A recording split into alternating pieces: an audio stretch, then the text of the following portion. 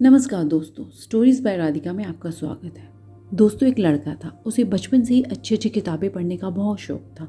वह हमेशा अलग अलग तरह की किताबें पढ़ता था, लेकिन उस लड़के की एक आंख खराब थी, जिसके चलते वह जब भी उन किताबों को पढ़ता तो उसकी आंखों पर बहुत अधिक जोर पड़ता था, जिसके कारण आगे चलकर उसकी आंखों में दर्द की शिकायत होने लगी थी।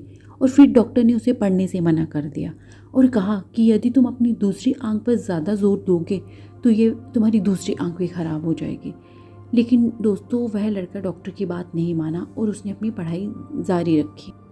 दोस्तों, उस लड़के के परिवार वालों ने भी उसको बहुत समझाया, लेकिन उस लड़के ने उनकी बात भी न मानी। उल्टा अपने परिवार वालों के सामने ये शर्त रखी कि यदि आप मुझे ये किताबें पढ़ के सुनाएंगे, मैं तभी किताबें पढ़ना बंद करूँगा। इस प्रकार दोस्तों, उसके घर वालों ने उसकी ये शर्त मान ली और उनको जब भी खाली समय मिलता, जब भी उसके परिवार वाले फ्री होते, तब वह उस लड़के को किताबें पढ़ के सुनाते, जिससे वह लड़का उन सुनाई हुई किताबों को याद कर लेता। इस प्रकार दोस्तों, वह लड़का अपनी दृढ़ इच्छा शक्ति के चलते एमए की परीक्षा उत्तीर्ण कर गया और आगे बढ़ता रहा। दोस्तों, उसने अपनी पढ़ाई जारी रखी। फिर उसने अपने विचार दूसरों की मदद से लिखवाए और फिर जब उसकी लिखे गए लेख या विषय पुस्तक में छपने लायक हो जाते तो वह उन किताबों को छपवा देता था। इस प्रकार उस लड़के ने कई महान पुस्तकें लिखी जो कि जीवन के सकारात्मक पहलू को दर्शाती हैं। और पता ही लड़का दोस्तों कौन था? ये लड़का आगे चलकर फ्रांस का मशहूर दार्शनिक जयपाल सत्रा के नाम से मशहूर हुआ।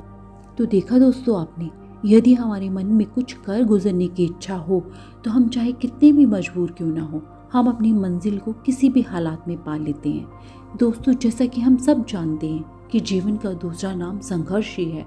यदि हम सोचें कि हमें बिना कुछ किए ये सब कुछ आसानी से मिल जाएगा तो ये संभव नहीं है। इस दुनिया में जितने भी महान लोग हुए हैं दोस्तों, वे शुरू में शारीरिक रूप से बहुत कमज़ोर होते थे या तो उनका बचपन बहुत ही गरीबी में बीता होता था। लेकिन यदि मन में कुछ करने की इच्छा हो तो हमारी शारीरिक कमज़ोरी कभी हमारे आड़े नहीं आती। और जो लोग महान होते हैं वे अपनी कमज़ोरी को अपनी शक्ति बना लेते हैं और फिर अपने लक्ष्य की ओर हमेशा आगे बढ़ते रहते हैं। आप ही सोचो दोस्तों, अगर जयपाल सत्रा अपनी आंख की कमज़ोरी का बहाना बनाकर या सिर्फ एक ही आंख होने के गम में डूब जाते तो वे फिर कभी भी अपने लक्ष्य को पा नहीं सकते थे। दोस्तों, इस कहानी से हमें ये सीख मिलती है दोस्तों, हमें अपनी शारीरिक कमज़ोरी को अपनी ताकत बनाना चाहिए। इससे हम जिंदगी में कोई भी मुकाम हासिल कर सकते हैं। मेरी इस कहानी को सुनने के लिए और अपना कीमती समय देने के लिए दिल से धन्यवाद। नमस्कार दोस्तों, अपना ध्यान रखें।